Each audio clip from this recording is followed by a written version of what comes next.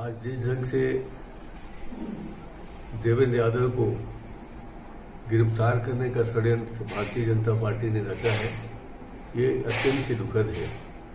बलौदाबाजार में हुई घटनाएं न सिर्फ छत्तीसगढ़ के लिए वरन पूरे देश के लिए एक ऐसी घटना है जिसमें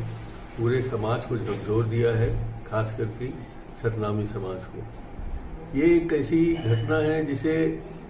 समाज को बांटने के उद्देश्य से किया गया ऐसा लगता है। ऐसी घटनाओं में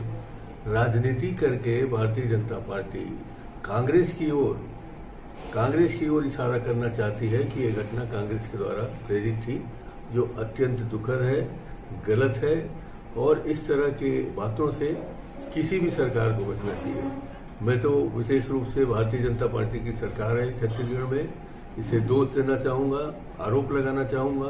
कि ऐसे घटनाओं को आप कांग्रेस और भारतीय जनता पार्टी की राजनीति से अलग रखते हुए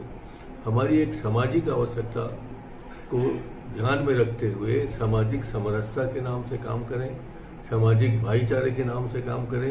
ये ऐसी घटना नहीं है कि इसे एक दिन में भूला जा सकता है, मगर अगर हम इस घटना को अगर कांग्रेसी और भाजपाई के नाम से देखने लगे, जबरदस्ती किसी को गिरफ्तार करके आप उस घटना को कांग्रेसी द्वारा प्रेरित घटना बताएं, ये बहुत गलत बात है। मैंने अनेक सुबेरे से प्रयास किया है,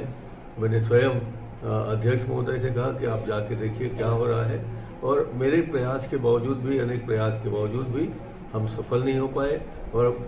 देवेंद्र को वहाँ जाना पड़ा। ये बहुत दुखद है, और खास करके तब जब रक्षाबंधन का त्यौहार